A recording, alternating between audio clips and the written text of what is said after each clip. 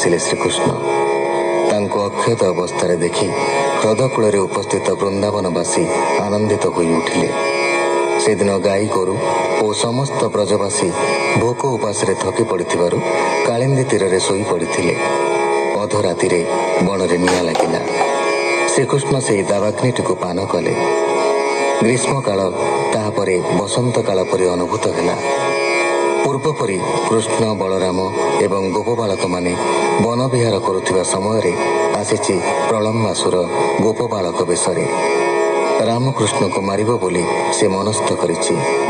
ଶୁକ ଉବାଚ ଭାଣ୍ଡିର ବଟ ତଳେ ନେଇ ଥୋଇବ କନ୍ଧରେ ବସାଇ। ହେଉ ବୋଇଲେ ଗୋପ ବାଳେ ଯୁଝନ୍ତି ଯେ ଯାହାର ବଳେ। ଏବେ ହୋ ଶୁଣ ରସ କଥା ପ୍ରଳମ୍ବ ସୁର ବାରତା। ପ୍ରଳମ୍ବାସୁର ରାମ ସଙ୍ଗେ ପଡ଼ିଲା ପଞ୍ଚା ପଞ୍ଚି ରଙ୍ଗେ। ଯୁଦ୍ଧ କରନ୍ତେ ଗୁରୁତର ରାମକୁ ହାରିଲା ଅସୁର। ତକ୍ଷଣେ ବସାଇଲା କନ୍ଧେ ଅସୁର ଭାଳ ଆନନ୍ଦେ।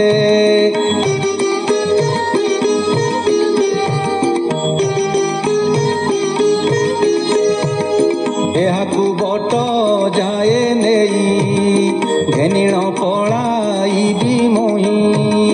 ମୁଣ୍ଡ ମୋଡ଼ିବି ବନେ ପଶି ପୁଣି ମିଳିବି ଏଥେ ଆସି।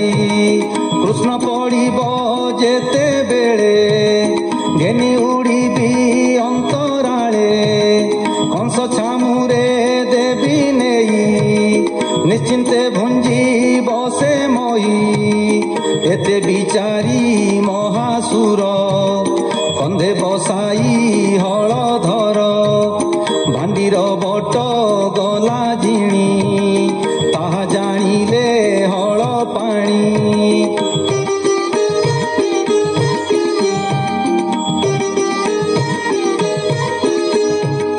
କୋଟିଏ ମେରୁ ଯେହ୍ନେ ଭାର ଚଳି ନ ପାରିଲା ଅସୁର। ତକ୍ଷଣେ ନିଜ ରୂପ ଧରି ଅସୁର ଗଗନେ ସଞ୍ଚରି। ନୀଳଜିମୁତ ଦେହ କାନ୍ତି ମଣି କଙ୍କଣ ଝଟକନ୍ତି। ସ୍ୱଭାବେ ନାନା ଅଳଙ୍କାର ତେଜେ ବିରାଜିଲା ଅସୁର। କିଅ ବା ଦେବା ପଟାନ୍ତର ଯାହାର କନ୍ଧେ ହଳଧର। ବିଜୁଳି ଯେହ୍ନେ କଳା ମେଘେ ଯେସନେ ଶଶାଙ୍କର ଲାଗେ। ଗଗନେ ବେଗେ ଯାଉଅଛି ତା ଦେଖି ରାମ ମନେ ପାଞ୍ଚି। ଭ୍ରୁକୁଟି କୁଟିଳ ପ୍ରପଞ୍ଚ ବିକଟ ଦନ୍ତ ତୀକ୍ଷ୍ଣ ଉଚ୍ଚ। ସୁବର୍ଣ୍ଣ ତେଜେ ଦେହ ଝଳି ନୀଳ ମେଘରେ କି ବିଜୁଳି। ତକ୍ଷଣେ ପ୍ରଭୁ ହଳଧର ଜାଣିଲେ ନିଶ୍ଚୟ ଅସୁର। ମୁଷ୍ଟିଏ ପ୍ରହାରିଲେ ମୁଣ୍ଡେ ବଜ୍ର ଯେସନେ ଗିରି ଖଣ୍ଡେ। ମୁଣ୍ଡ ହୋଇଲା ସତେ ଚୁର ଶବଦ କଲା ମହାଘୋର। ରୁଧିର ଉଦ୍ଗାରିଲା ମୁଖେ ପଡ଼ିଲା ଗୋବର୍ଦ୍ଧନ ପାଖେ। ଦେଖି ଚକିତ ଗୋପ ପଏ ସ୍ୱର୍ଗେ ଯେ ଥିଲେ ଦେବତାଏ। ସକଳେ ସାଧୁ ସାଧୁ ଭଣି କୁସୁମ ବରସିଲେ ଆଣି। ରାମଙ୍କୁ ଧରି ଗୋପ ବାଳେ କୋଳ କରିଣ ଚୁମ୍ବ ଦେଲେ। ଅବନୀ ହୋଇଲା ଆନନ୍ଦ ବାଳ ମୂରତି ଆଦି କନ୍ଦ। ସେ ରାମ ଚରଣେ ବିଶ୍ୱାସ ଶରଣ ଜଗନ୍ନାଥ ଦାସ। ଇତି ଶ୍ରୀମଦ୍ ଭାଗବତେ ମହାପୁରାଣେ ପାରମହଂସ୍ୟାଂ ସଂହିତାୟାଂ ଦଶମ ସ୍କନ୍ଧେ ପୂର୍ବାର୍ଧେ ପ୍ରଳମ୍ବ ବଧୋ ନାମ ঊনবিଂশোऽধ্যায়ः।